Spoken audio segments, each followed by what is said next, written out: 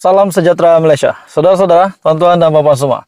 Setelah kita mendengar kebelakangan ini berkaitan dengan isu perletakan jawatan Muhyiddin Yassin sebagai Presiden Bersatu, sebagai pengurusi Perikatan Nasional. Nah, banyak spekulasi yang dibuat oleh ramai orang berkaitan dengan peletakan jawatan ini.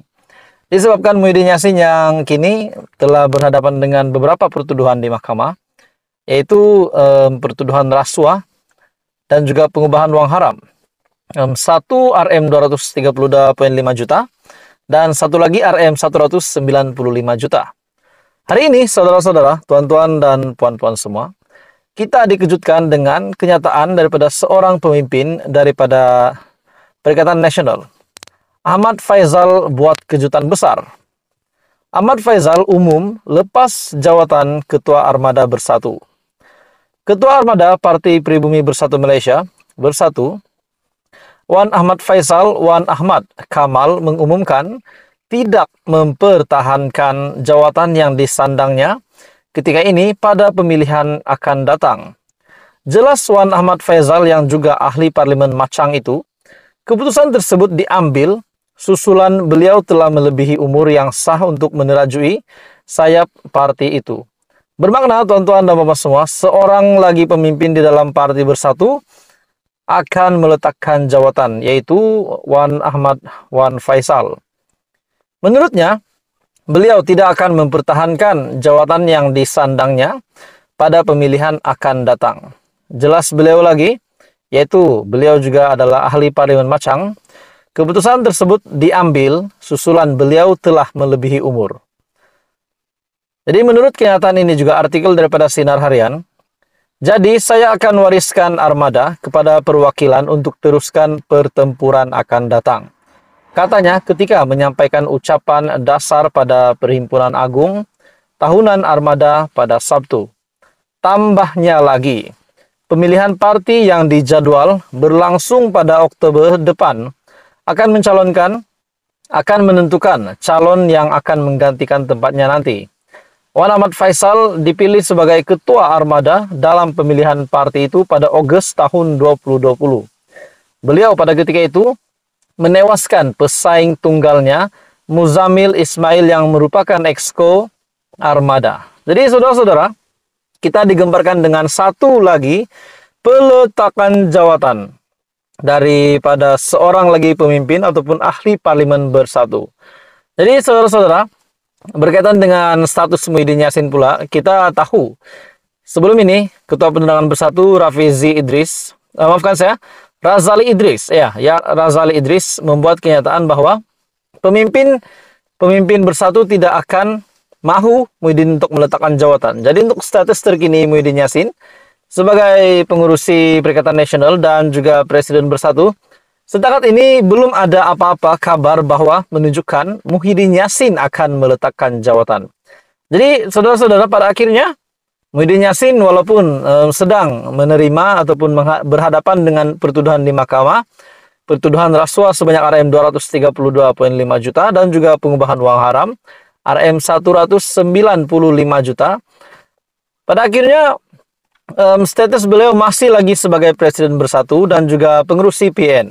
Jadi banyaklah tanda tanya, banyak pertanyaan ramai orang. Adakah Muhyiddin Yassin akan mempertahankan jawatannya sebagai Presiden Bersatu dan pengurusi PN, dan siapakah yang boleh menggantikan dia di dalam PN dan juga Bersatu. Tetapi hari ini pula kita mendengar Ahmad Faizal umum lepas jawatan Ketua Armada Bersatu. Jadi saudara-saudara, apa komen Anda? Teruskan bersama di dalam channel ini untuk perkembangan-perkembangan yang seterusnya. Halo semua, salam sejahtera Malaysia. Selamat datang ke channel Fels Lifestyle. Saudara-saudara, tuan-tuan dan puan-puan, kita dikejutkan, kita digemparkan dengan apa yang berlaku beberapa hari ini yang melibatkan pemimpin Bersatu pemimpin Perikatan Nasional. Dan yang terutamanya, Presiden Bersatu yang telah memberikan keterangan di SPRM dan pada akhirnya didakwa di mahkamah. Tapi, terdapat banyak persoalan. Adakah lagi pertuduhan lain yang bakal diterima oleh Presiden Bersatu, yaitu Muhyiddin Yassin, yang juga pengurusi Perikatan Nasional? Akhirnya, SPRM mengesahkan satu lagi kejutan besar untuk Muhyiddin. Dalam satu artikel saya ambil dari biharian.com, SPRM sahkan Muhyiddin akan dituduh lagi minggu depan. Artikel ini diterbitkan pada 10 Maret 2023. Jadi, saudara-saudara, berkaitan dengan 4 pertuduhan rasuah dan termasuk semuanya 6 pertuduhan, yaitu pertuduhan rasuah sebanyak Rp232,5 juta dan juga pengubahan uang haram Rp195 juta. Rupanya, tuan-tuan dan puan, terdapat ada lagi pertuduhan yang bakal diterima oleh bekas Perdana Menteri Muhyiddin Yassin pada minggu hadapan. Dan ini disahkan oleh SPRM. Oke, saudara-saudara, sebelum saya meneruskan ulasan menarik ini, saya meminta jasa baik Anda untuk bantu channel ini dengan menekan butang like, share, dan subscribe. Tan Sri Muhyiddin Yassin akan sekali lagi dituduh di mahkamah minggu depan mengikut Section 4(1)(b) Akta Pencegahan Pengubahan Uang Haram, Pencegahan Pembiayaan Keganasan, dan hasil daripada aktiviti haram AMLA TFPUAA. Pertuduhan terhadap pengurusi Perikatan Nasional itu adalah berikutan siasatan berkait kes program Jana Ekonomi Pemerkasaan Kontraktor Bumi Putra Berwibawa ataupun Jana Berwibawa oleh Suruhanjaya Pencegahan Rasuah Malaysia. Perkara itu disahkan oleh Ketua Pesuruhjaya SPRM, Tan Sri Azam Baki. Ya, betul katanya ketika dihubungi bahwa Section 4(1)(b) AMLA TFPUAA 2001 jika sabit kesalahan boleh dihukum penjara maksimum 15 tahun, dan boleh didenda tidak kurang 5 kali ganda jumlah atau nilai hasil daripada aktiviti haram atau Rm5 juta yang mana lebih tinggi.